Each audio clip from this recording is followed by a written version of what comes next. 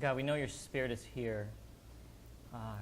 Just help us to be attuned to that and to ride the wave of whatever you're doing, God. We surrender this whole service unto you, God. This is for you, for your glory, Lord. But I know that you, this whole week, have been waiting to meet with your children, God, to download some life transformation into us, God. And we want to be open and have just our ears and spirits attuned to all that you're doing in Jesus' name. Amen. So we're going to continue on Joshua. We're in chapter 10, verse 1 through 15. I'll read. As soon as Adoni-Zedek, the king of Jerusalem, heard how Joshua had captured Ai and had devoted it to destruction, doing to Ai and its king as he had done to Jericho and its king, and how the inhabitants of Gibeon had made peace with Israel and were among them, he feared greatly, because Gibeon was a great city, like one of the royal cities, and because it was greater than Ai, and all its men were warriors. So Adoni-Zedek, king of Jerusalem, sent to Hoham, king of Hebron, and Piram, king of Jarmuth, and Japhia, king of Lachish, and Debir, king of Eglon, saying, "Come up to me and help me, and let us strike Gibeon, for it has made peace with Joshua and with the people of Israel." Then the 5 kings of the Amorites, the king of Jerusalem, the king of Hebron, the king of Jarmuth, and the king of Lachish, and the king of Eglon, gathered together their forces and went up with all their armies and encamped against Gibeon and made war against it. So if you were not here last week, a little bit of background. God was sending this nation Israel through this promised land of Canaan to possess the land that he had promised them generations ago. And there was these people, the Gibeonites, that they heard of this, and they knew that God had commanded his people to completely destroy the people of the land. But they also knew that there was an exception to the rule. And the exception to the rule was this: if you were a people that didn't actually live within the promised land, but lived on the outside of the promised land, God allowed Israel to make a treaty with you. And so the Gibeonites, knowing this, they dressed up as if they had come from a faraway land. They brought old bread, they brought wineskin that was tearing, and they met the delegates of Israel and said, "We are from a faraway land, so come make a treaty with us." So the leaders of Israel, seeing that these guys looked worn and weary, looked like they had been on a long journey, they looked with human eyes, and rather than asking God in this very, very pivotal moment for guidance, they said, yes, this makes sense what they are saying, and they made a decision to make a treaty with them without asking God. And in fact, if you've been with us, it was mentioned last week that this was the second time that the people of Israel have made the same mistake. Rather than asking God at a pivotal moment, they trusted their own judgment and went ahead and made a decision that turned out to be a mistake. But what was interesting is even after Israel found out that these people had lied to us, their decision was, rather than backing out of the agreement, they thought the godly thing to do and the right thing to do was to actually uphold the agreement. So we will not destroy these Gibeonites. We will partner with these Gibeonites because they said they would serve under us as long as we let them live. So that's where we find ourselves here. And so what happens is the king of Jerusalem gets news that, hey, Gibeon made a treaty with the Israelites. And he is very, very alarmed. And the reason he is alarmed is because Gibeon, if you look at verse 2, can we show the verse again? Verse 2, it says, Gibeon was a great city. So the king of Jerusalem understood that strategically, losing Gibeon was a big deal to the military. And what that did is it paved the way for Israel to go straight to his nation instead of having to go through this great city. So this city that they had maybe trusted in to stand in between them and the armies of God all of a sudden was no longer a factor. And there was no barrier between him and this advancing army. And so he panics.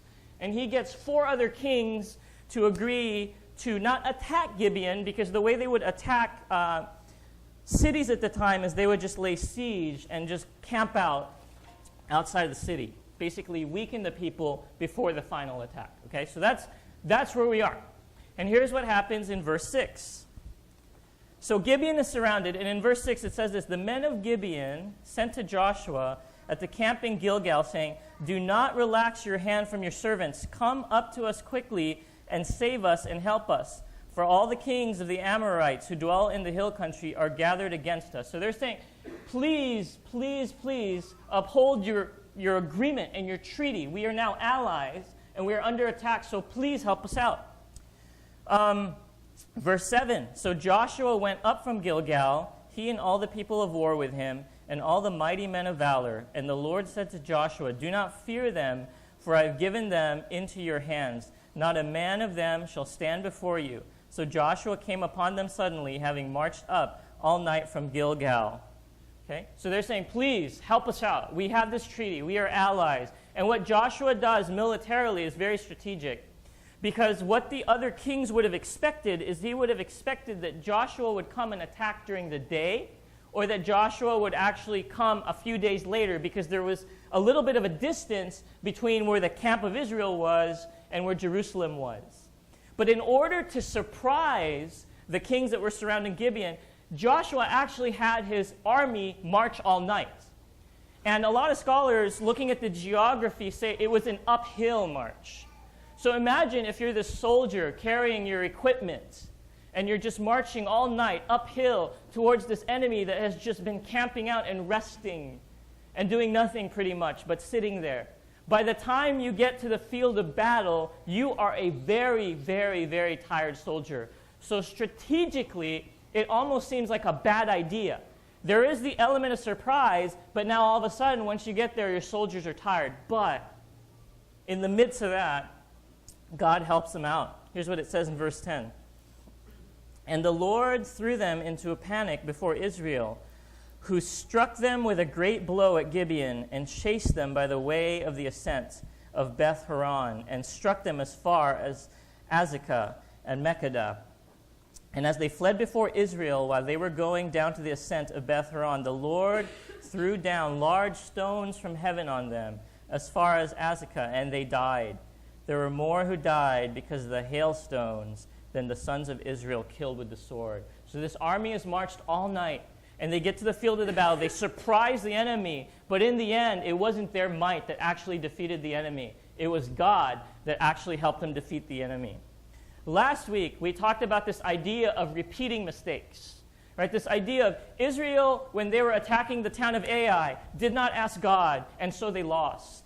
And now Israel, when they were met with a delegation that seemed like they were from a faraway land, did not ask God, and they made a mistake. And one of the points last week was, just because they made a mistake, just because they repeated the mistake, does not cancel their destiny. Right? Mistakes do not have to cancel your destiny. Because we actually see at the end of the story that even though they made mistake after mistake, God gets them to possess the promised land.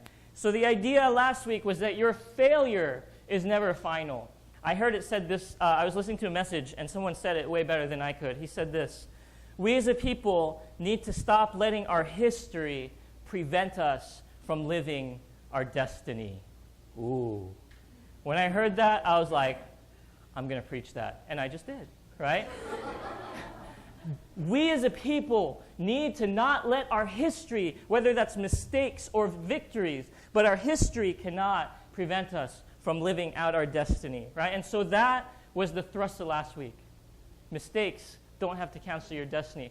But we see this week it actually even goes further, because what God did is he took their mistake and he actually used it for good.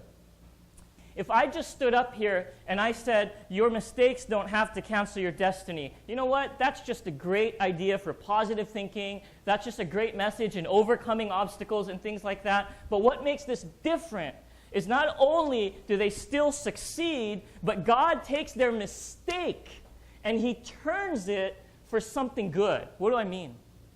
Think about this. How many kings and armies did Israel take on in this battle? 5.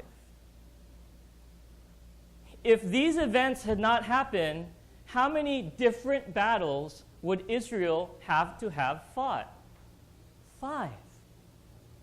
right? There's 5 kings, there's 5 towns. So in order to take every kingdom, Israel would have had to fight a battle with this king, travel, fight a battle with this king, maybe lose some men, maybe, who knows what could happen in that battle, travel, fight with this king. 5 times they would have had to fight a battle. But because of their mistake, and because Gibeon made a treaty with them, 5 kings that they would have had to fight separately came together in one spot. And so instead of having to fight 5 separate battles, God actually took that mistake and used it to benefit them. Isn't that interesting? That's why we get verses like in Romans chapter 8, verse 28. Right? We know that in all things God works for the good of those who love him, who have been called according to his purpose. Right? In this life, we will make mistakes and we will stumble. But let me tell you, we have a God that is so capable of doing anything, who is able, as we sang about, that he can even take our mistakes and turn it for something good. Right? It doesn't say that everything will be good. A lot of Christians have that misconception. It just says he's going to take everything, all things that we go through, whether good or bad, and can make it turn out for the good. Right? Mistakes are not good. I'm not saying go and make mistakes. I'm not saying go and believe liars. Right? I'm not saying go and don't seek God for anything. Right? But our God is able to take our mistakes and work it for the good. But it's not always good. There's a story of a mom who was baking, and their little daughter is like, "Mom, what are you doing? I want to help. I want to help." The mom says, "I'm making a cake." "Okay, so can I try it?" "Well, it's not ready yet," says the mom. She said, "But you can try." So she dips her finger in the flour, lets the kid taste the flour, and the kid's like, "That's gross." Like, flour. I don't know if you've ever tasted flour. It's not very tasty. And then the mom takes some baking soda, right? Dips her finger in the baking soda. "Here, taste." And the girl's like, "Oh, that's gross." I don't know what kind of parent this is, right? And then the mom takes some vanilla. You think, "Oh, vanilla, that's delicious. Vanilla extract." Dips her finger, gives it to the daughter. Daughter doesn't learn her lesson, right? Daughter tastes the vanilla, and it's like, "Oh, this is disgusting." Right? But when all of those bad ingredients come together and are baked in the oven, what comes out is this glorious, delicious taste of heaven, isn't it? So what I'm saying is, what goes on in your life is not guaranteed to be good. You will stumble, you will fail.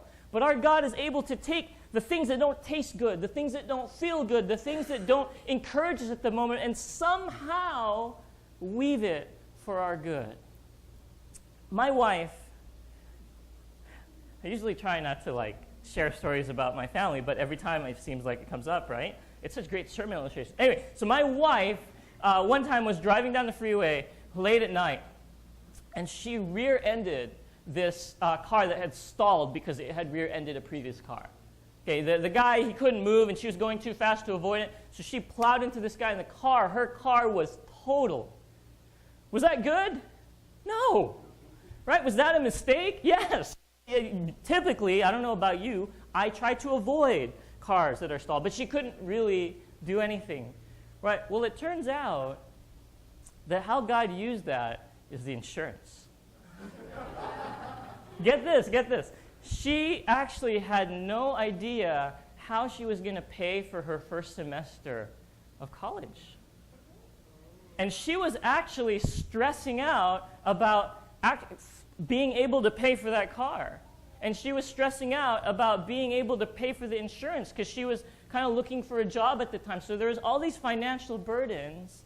And I'm not saying the car accident is good, but we serve a God who is able to take that and somehow, in his infinite wisdom, provide the money for tuition, canceled the insurance because there's no more car to pay for, right? And she got a rental car for free. And it was an American car, which has power, right? So you see stories like this in the Bible all the time where people's mistakes turn into something good through God, like Joseph. Right? Joseph, his brothers sold him as a slave. That's not good. That's their mistake. Right? But God used Joseph to gain influence and eventually to actually help his brothers. So their mistake ended up helping them because Joseph saved them from a famine. The guy right before Joshua, Moses, kills an Egyptian and runs away to a desert. That is a mistake. That is not good. But in the desert, guess what happens? He gets trained in how to live in the desert, and he gets trained in how to what? Shepherd. And what does Moses end up doing with the people of Israel? Leading a flock through the desert.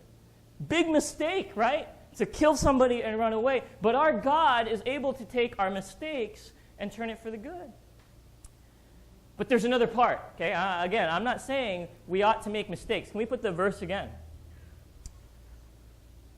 It says, God works things together for the good of those who love him. It's this idea that we got to put God first. If you were here last week, how did Israel put God first after their mistake? Pop quiz. If nobody answers, I'm going to get really discouraged because I'm I have low self-esteem as a preacher. Anyone last week? Right. They honored the pact. What was the convenient thing to do for Israel? The convenient thing to do was to say, you lied to us, we don't have to follow the treaty. But Israel knew that they had made the pact and the agreement under the name of God. And so to go against the pact would be to defame the name of God. So rather than following what was convenient, Israel decided, we're going to follow and put God first. And because they put God first, God is able to work things for the good. Right? I don't have verses for this, but Psalm 37:4, delight yourself in the Lord, and he will give you the desires of your heart. Matthew 6:33, we all know it. Seek first his what? Kingdom and his righteousness, and all these things will be given to you. So there's this idea of God first, and then God will take care of you. Same thing, right? We make mistakes. Put God first in your reaction to your mistake, and God, guaranteed, will take care of you. Then the story gets weird, if it is not already weird. Verse 12. Okay.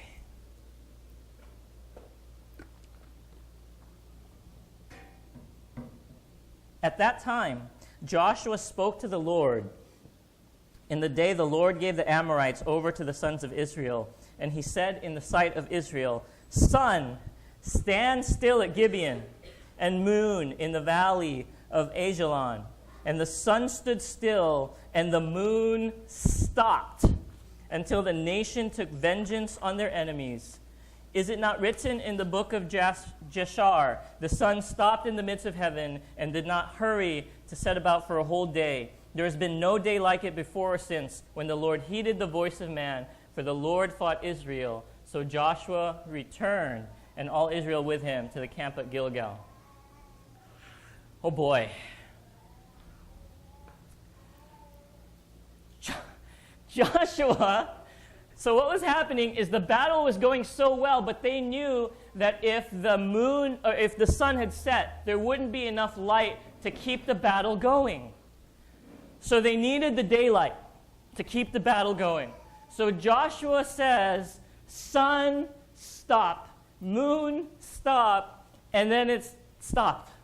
According to the Bible. Oh. Okay. So there are several ways that scholars have interpreted this meaning, okay? So just bear with me, it's going to get a little technical.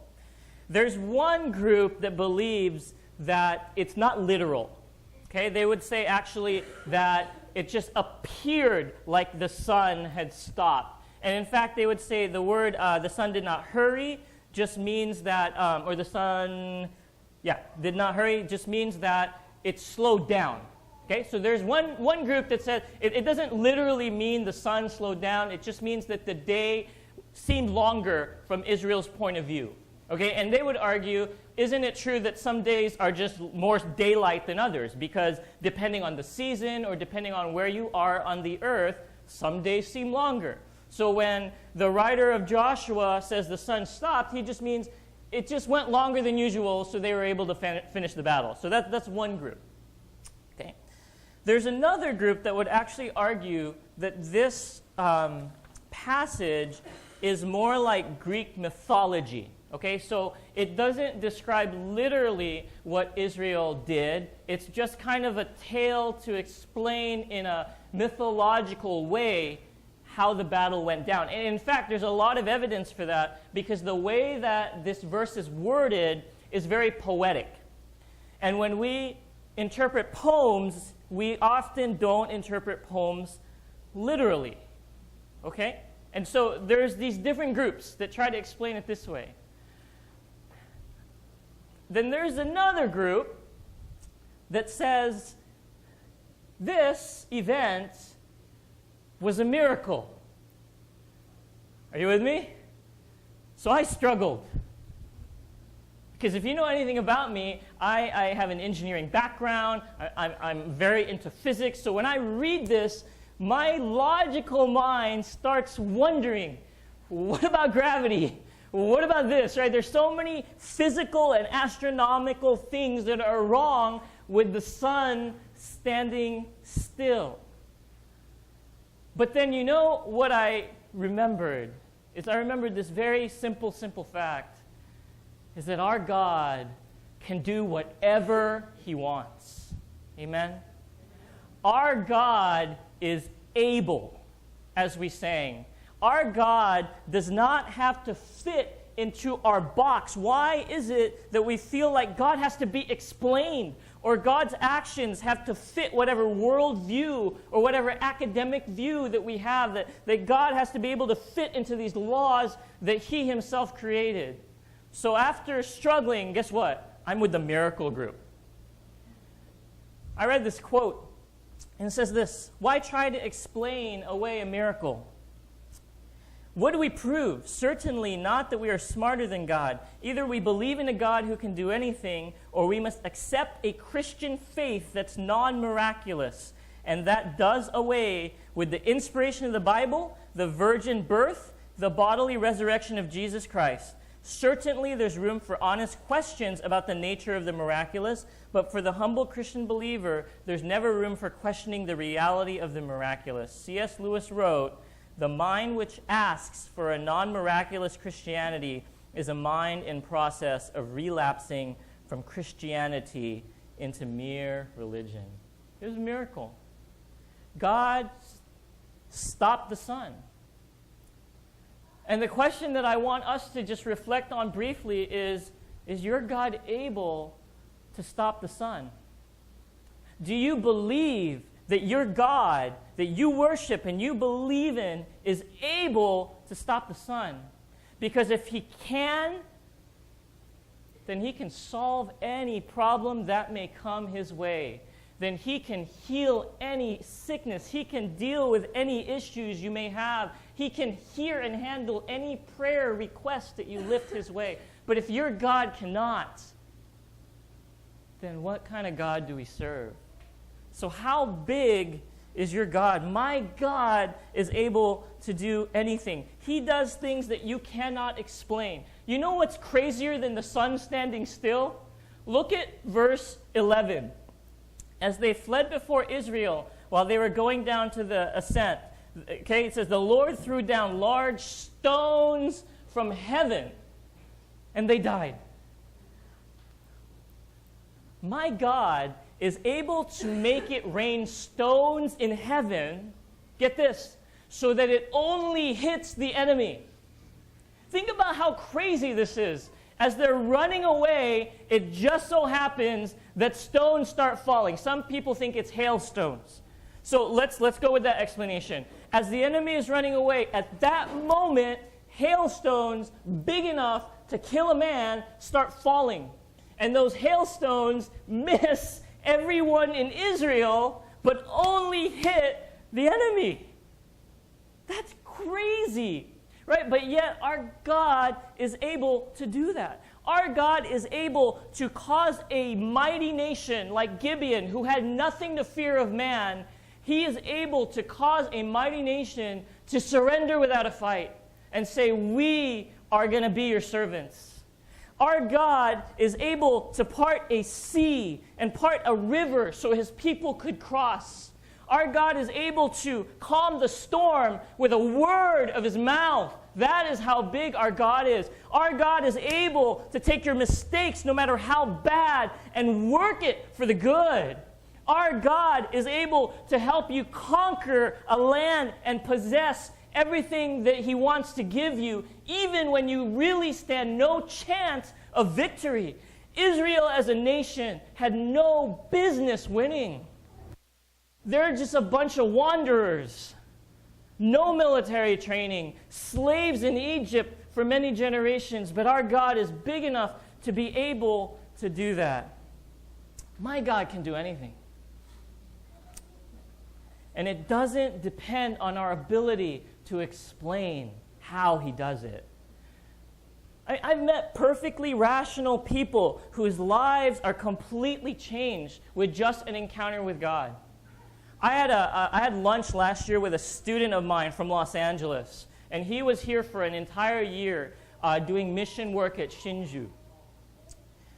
And I met him, and I said, "What happened to you?" Because when he was a student, he was really, I could tell he was about success and money. He was business-driven. He was smart to the point of being arrogant. So actually, my opinion of him at the time was really low, like, this guy is a jerk. I do not want to see this guy ever again, but I have to teach him according to the law, okay? And I just said, what happened? How come all of a sudden you were so driven about money, money, money, success, and now you're serving the God in Shinju? Is anyone here from Shinju? Have you been there? Right? What happened? And he just said, I met God. And that's all he had to say. It didn't make sense. There was no logical explanation. It's not like he had some sort of crisis in his life. He just met the living God who is able to do these things, and his life changed. I went back a couple summers ago, and I visited this church, and the usher at the door was this guy who, when I knew him, had severe anger issues towards his parents. He was just an angry, angry child. And he greeted me, and he smiled, and he's like, please come this way. And there was such a peace and a pleasantness about him. And I was like, what happened? He was the angriest Christian kid I knew. But I didn't have to think hard. God happened. It wasn't therapy. It wasn't maturing, because I know a lot of adults that still have anger issues and parent issues. God did it. God changed his life. I know perfectly rational people who the only answer is God could do it, and God did it in their lives. I'm going to have my friend Louis Giglio explain this a little bit better than myself. He's going to focus on this verse, Psalm 33, verse 6. Not the video yet. Sorry. Psalm 33, verse 6 in the NIV. Okay, sorry, I never use NIV, but it just sounded better and suited my purposes. By the word of the Lord, the heavens were made, their starry hosts by the breath of his mouth. So, in other words, God didn't do anything to build the universe. God just spoke it. And what this is saying is, our God is so big, he breathes out stars. That's crazy. That is crazy. So I want us to listen to just get an idea of how big and how able our God really is. We are here tonight to worship a huge, massive God of grace and glory. The story opens like this. In case you forgot, in the beginning, God created the heavens and the earth, and he said, let there be light, and there was light. And that was a phenomenal moment when that happened, because light came out of the mouth of God traveling 186,000 miles a second. There's an image of it for you, by the way. It's a little more fierce than we often think. It's 10,000 degrees Fahrenheit on the surface, but what I want you to see about it is how big it is. It's 93 million miles away, so when you're looking up in the sky, it's pretty good pace out there. By the way, light traveling 186,000 miles a second, it's only taken 8 minutes to cover that 93 million mile journey to touch your skin here in Atlanta, Georgia. But what I want you to see is the size of it. It's like 1,000,000 times the size of the earth, and that matters to us tonight when you hear what the psalmist said. Listen to his words. By the word of the Lord, this is Psalm 33, the heavens were made. In other words, God didn't lift a finger when he made the universe. By the word of the Lord, the heavens were made. But he goes on to say, their starry hosts by the breath of his mouth. So we're looking at something so intense that we don't want to get any closer than 93 million miles away, which is what we are right now. And then we read that God just breathes out stars. It's crazy to think about it. 1,000,000 times the size of the earth. So here's a little perspective that sort of changed my life. If the earth were the size of a golf ball, okay, the sun would be 15 feet in diameter. Okay, that didn't seem to move anybody either, so let me try it a different way.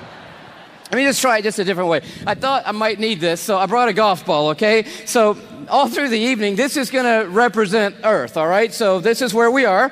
I need everybody in the building to look as closely as you can and find yourself, okay? And when you found yourself, I want you to nod your head so that I know you've located you on the earth, okay? You nodding your head? Okay, you found yourself. If the earth were a golf ball, the sun would be 15 feet in diameter. That's not 15 feet in diameter. Can we blow that up just a hair, maybe give them 15 feet in diameter? So here's a little perspective for you, okay? Is this working for anybody?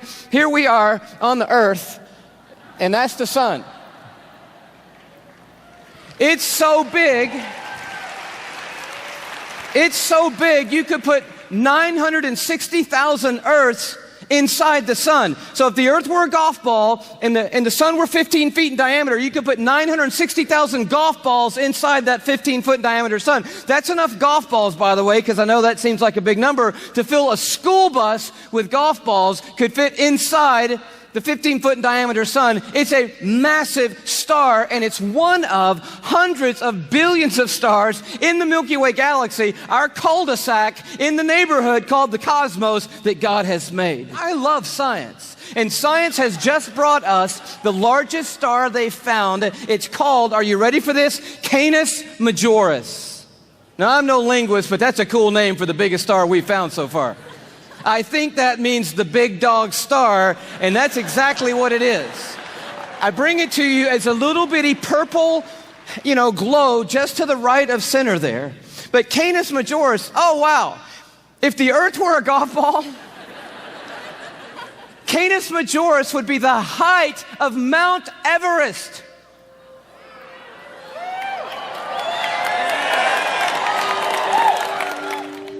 Almost 6 miles above sea level, the highest point on the planet, and I just dare you to get up there and unzip the parka and pull out your golf ball.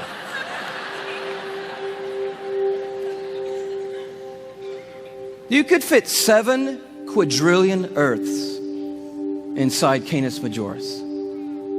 That's enough Earths, if the Earth were a golf ball, to cover the entire state of Texas in golf balls, 22 inches deep. You see the one you're on?